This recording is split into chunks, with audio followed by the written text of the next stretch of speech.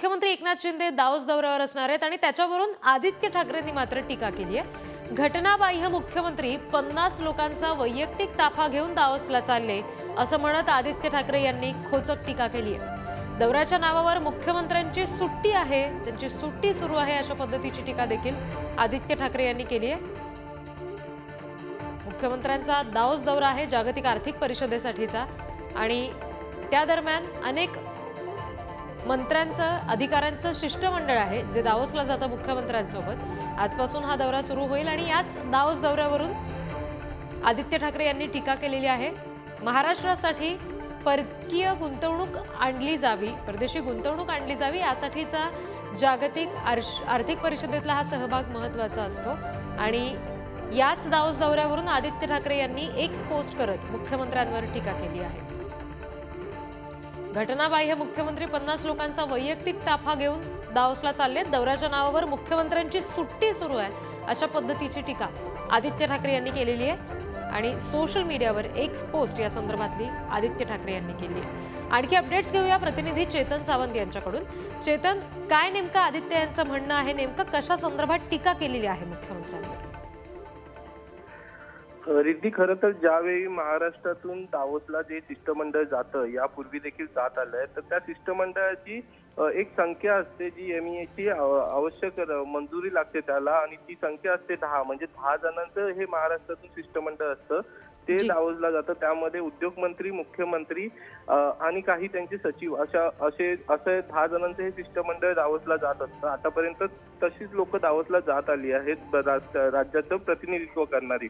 मात्र ज्याप्रमाणे आदित्य ठाकरे यांनी सोशल मीडियावर जे वक्तव्य केलंय त्याप्रमाणे आपण पाहिलं तर जवळपास 70 लोकांची जी संख्या आहे ही संख्या दावोसला जाण्यासाठी आहे।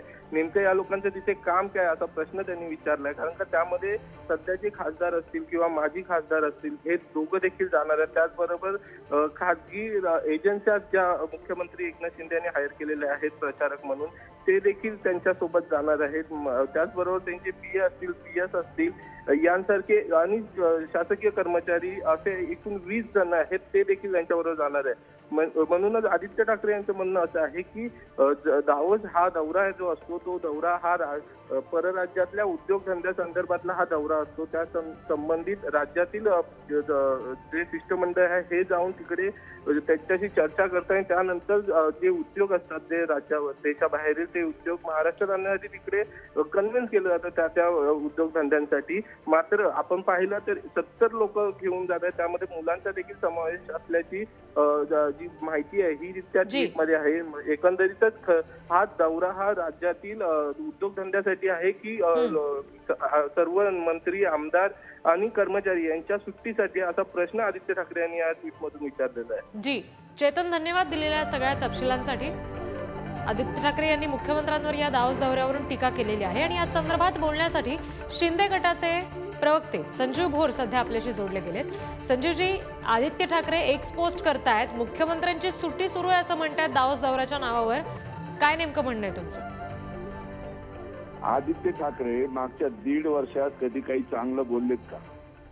प्रत्येक बाबतीत कपाळकरंटेपणा दाखवणं हे त्यांचं काम सुरू आहे। मुख्यमंत्री जर प्रशासकीय अधिकारी सहकारी घेऊन परदेशी गुंतवणूक आपल्या राज्यात आणण्यासाठी प्रयत्न करणार असतील तर बघा ना आधी तिकडे जाऊन आल्यानंतर काय केलंय मुख्यमंत्र्यांनी, त्याची जरा वाट पहा।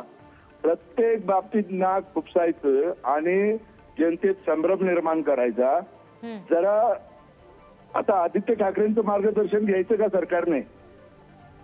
आदित्य ठाकरे हे प्रत्येक बाबतीत, संजय राऊत असतील, आदित्य ठाकरे असतील, यांना दुसरं काही काम राहिलेलं नाही। सरकारने कुठलंही चांगलं पाऊल टाकण्याचा प्रयत्न केला महाराष्ट्रातल्या जनतेच्या हितासाठी की या लोकांना त्यात काही ना काही वाईट दिसतं। याला गुगलाची नजर म्हणतो आम्ही आमच्या ग्रामीण भागात, चांगलं दिसतच नाही। प्रत्येक ठिकाणी मांजरासारखं आडवं येण्याची यांची सवय लागलेली आहे।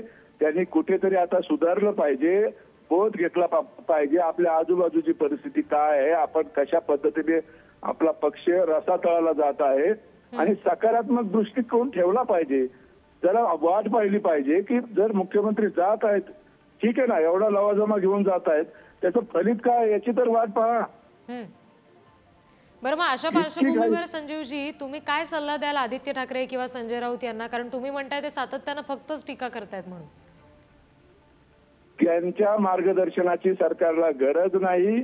सरकार चांगल्या पद्धतीने निर्णय घेतंय, त्याचे रिझल्ट दिसतात ना महाराष्ट्राच्या जनतेला. आदित्य ठाकरेंचे निर्णय सगळे काय होते, त्यांच्या काळात काय चालवलेलं होतं, किती प्रोजेक्ट बंद पाडले, किती प्रोजेक्ट अर्ध्यावर पडून राहिलेले होते, हे सगळं महाराष्ट्रातल्या जनतेने पाहिलेलं आहे. आता एक एक प्रोजेक्ट निर्णायक पद्धतीने यशस्वी होतोय, हे सगळं यांना पाहत नाहीये.